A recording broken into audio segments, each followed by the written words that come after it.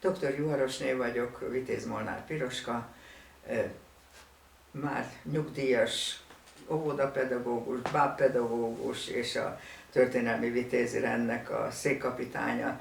Vas Albert felolvasva este azért jelentkezem mindig, mert Vas Albert a történelmi vitézrend tagja is volt, habár posztumusz avattuk föl, de a három fia is ott volt az avatáson, Budapesten avatták néhány évvel ezelőtt, és kötelességemnek tartom, hogy a művei minél szélesebb körbe ismerteknek legyenek.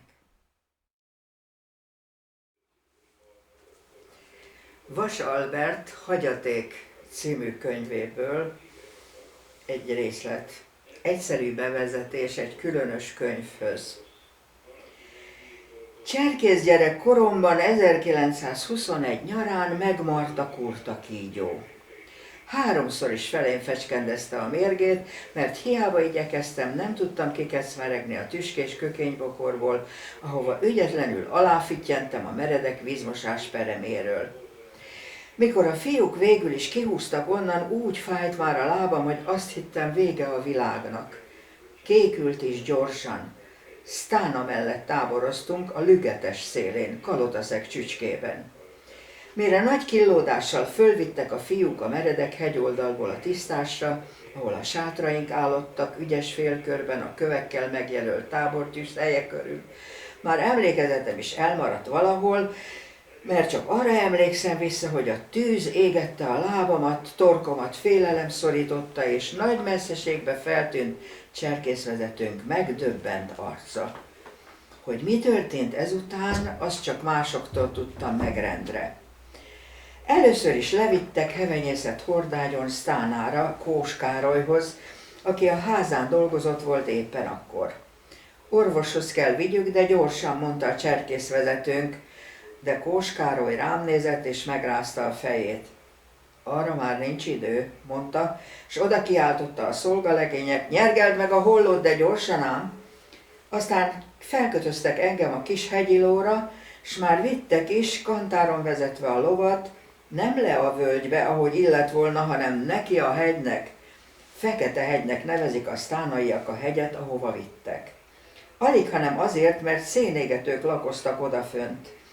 Egy Boldizsár nevezetű vénemberhez vittek, akit csodatevőnek nevezett volt a nép. Hosszú lehetett az út odaföl, de nincs emlékezésem erről. Mindössze arra emlékszem, de az is lehet, hogy csak úgy tűnik, mintha emlékeznék erre, mert annyiszor hallottam mások szájából, hogy egy öregember fölém hajolt és megkérdezte: mit tudsz Istenről, gyerek? És én meg kinyögtem nehezen mozduló nyelvvel: ő teremti a világot. Színigazat mondtál, s ehhez tartsd magad, felelte az ismeretlen szakállas vénember, s megtoldotta egy másik kérdéssel: ha Isten lennél, teremtenél-e mérget? Azt mondják, akik ott voltak, hogy erre csak megráztam a fejemet, mert beszélni már nem tudtam többé. Kék voltam, mint az érett szilva, s a szemem is lezárult. De úgy rémlik még ma is, mintha roppant messzeségből hallottam volna az öregember hangját, ahogy mondta: az Úr se teremtett ilyesmit, de az emberek buták, s nem hiszik el, amikor mondom. Na, amit Isten nem teremtett, annak nem lehet hatalma fölötted. Szettán, Isten gyermeke vagy.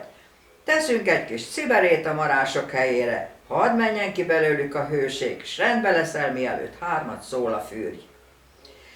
Hogy szólott-e 3 vagy nem, azt nem tudhatom, de mikor fölnyitottam újra a szememet, ott feküdtem egy csergepokrócon, bükkerdő mélyén, szénégetők félfödele alatt, s a bükkök lombjai közül úgy csillogott alá az égbolt friss kékje, mintha angyalok síkálták volna fényesre. Így valahogy történt. Egy ideig még beszéltünk erről odahaza is, a Kolozsvári Református Kollégium diákszobáiban is, aztán rendre megfeledkeztünk róla, én is, mások is. Annyi minden egyéb történt körülöttünk akkoriban.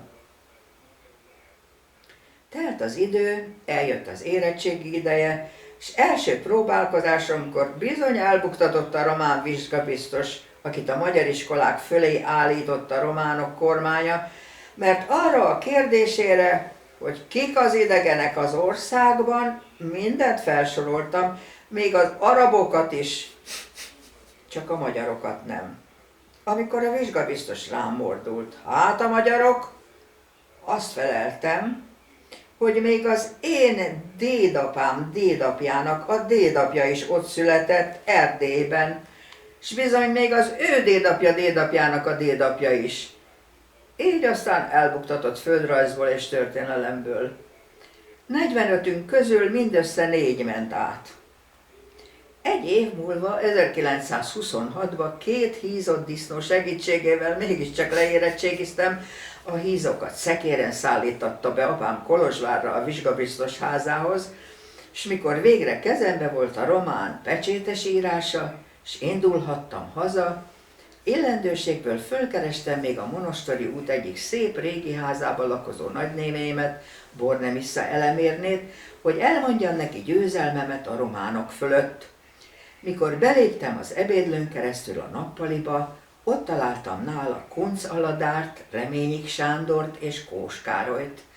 A 2 előbbit ismertem már, hiszen ők faragtak írót belőlem, de Kós Károlyra nem emlékeztem vissza.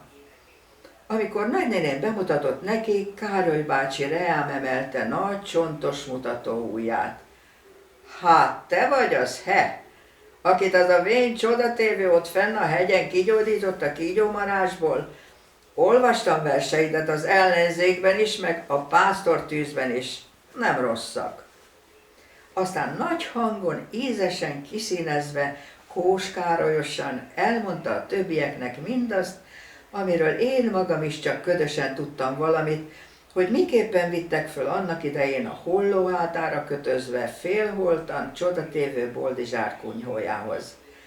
Mikor aztán a történet végén Kunc Aladára maga szelíd józanságával érdekes népi babonának nevezte a csodatévő emberekről szóló regéket, Kós Károly bátyánk nekimérgelődve szökött arra, talpra s föl alájárva a perzsaszőnyegeken, mindkét kezével hadonászva kioktatta az emberi lét nagy valóságaitól elszakadt szerencsétlen városiakat, Kunc Aladárt és a szerény szótalan Reményik Sándort, kiknek lelke hozzánőtt már az aszfalthoz, és emiatt nem voltak képesek fölfogni többé azokat az Isten és ember közösségéből fakadó titkos erőforrásokat, melyek ma már csak a hegyi emberek hagyadéka odafönt a ködös gerinceken.